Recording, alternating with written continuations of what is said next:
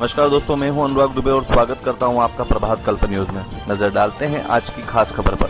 गोंडा केंद्रीय श्रम संगठन कर्मचारियों व स्वतंत्र फेडरेशन के 9-10 अगस्त 2023 अखिल भारतीय महापड़ाव के आह्वान पर उप श्रमायुक्त कार्यालय देवीपाटन मंडल गोंडा परिसर में ट्रेड यूनियनों की आयोजन समिति देवीपाटन मंडल गोंडा द्वारा एक दिवसीय धरना प्रदर्शन 9 अगस्त 2023 को 10 बजे से 4 बजे तक आयोजन किया गया, जिसकी अध्यक्षता अध्यक्ष मंडल के साथी दयाशंकर सिंह, सुनील सिंह, मीनाक्षी खरे व दिलीप शुक्ला ने किया। सभा का संचालन CITU प्रदेश उपाध्यक्ष कॉमरेड कौशलेंद्र पांडेय ने किया।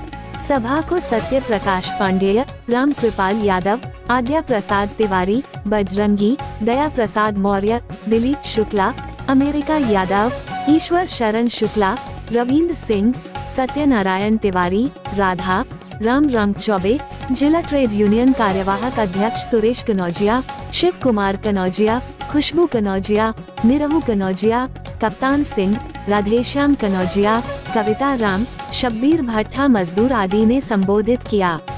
सभा के बाद 18 सूत्रीय मांग पत्र प्रधानमंत्री भारत सरकार तथा मुख्यमंत्री उत्तर प्रदेश सरकार को संबोधित ज्ञापन मोहम्मद अब्बास सहायक श्रमायुक्त के माध्यम से दिया गया।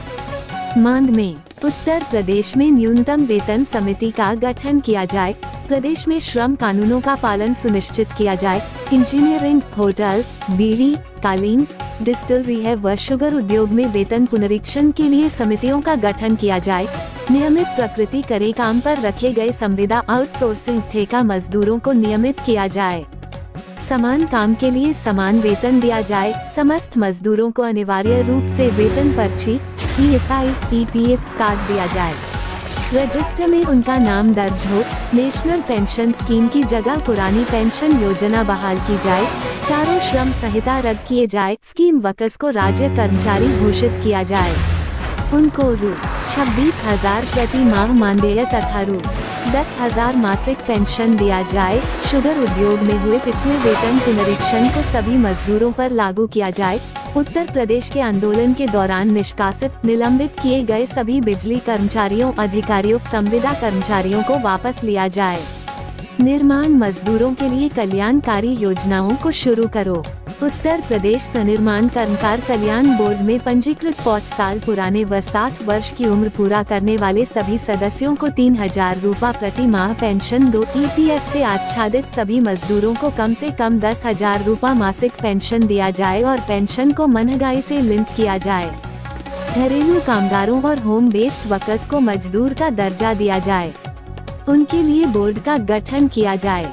1. कृषि तथा पशुपालन विभाग में कार्यरत दैनिक श्रमिक, आउटसोर्स कर्मचारियों को अनुसूचित उद्योगों के लिए निर्धारित न्यूनतम मजदूरी का भुगतान सुनिश्चित किया जाए। समस्त सरकारी विभागों, निगमों में कार्यरत आउटसोर्स और संविदा कर्मचारियों को कोई SI और भविष्य निधि योजना से आच्छादित किया जाए और उन्हें निर्धारित न्यूनतम मजदूरी का भुगतान सुनिश्चित किया जाए, उनको साप्ताहिक अवकाश दिया जाए। निगमों, निकायों और स्वायत्त संस्थानों में कार्यरत वर्क चार्ज, दैनिक वेतन भोगी, संविदा, आउटसोर्स और मृतक आश्रित कर्मचारियों को नियमित किया जाए। ई श्रम और BOC बोर्ड में पंजीकृत सभी श्रमिकों को आयुष्मान कार्ड जारी किया जाए। रेलवे, बैंक, बीमा के विभिन्न प्रतिष्ठानों में कार्यरत आउटसोर्स संविदा श्रमिकों को केंद्र सरकार द्वारा जारी न्यूनतम वेतन ESI और भविष्य निधि योजना से आच्छादित किया जाए।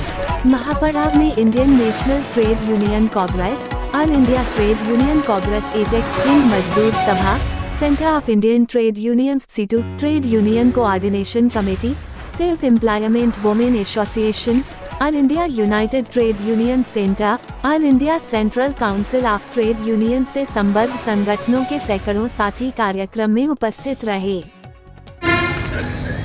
हमारी मांगे हैं, ये सरकार जो है, इस देश की सरकार न किसान के बारे में सोच रही है, न मजदूर के बारे में सोच रही है, न नौजवान के बारे में सोच रही है, न देश के बारे में सोच रही है। ये सरकार अडानी के बारे में सोच रही है, अंबानी के बारे में सोच रही है, कारपोरेट के बारे में सोच रही है और जो हमको परोस रही है वो सिर्फ झूठ और लूट परोस रही है। इसलिए हम लोग आज पूरे हिंदुस्तान में 9-10 का कार्यक्रम हम लोगों का बना है कि इन मांगों पर हम लोग 9-10 को महापड़ाव करेंगे और इस महापड़ाव के जरिए इस सरकार का ध्यान आकर्षित करने के करेंगे कि अब चालू मिक्सर बहुत दिन तक नहीं चलेगा।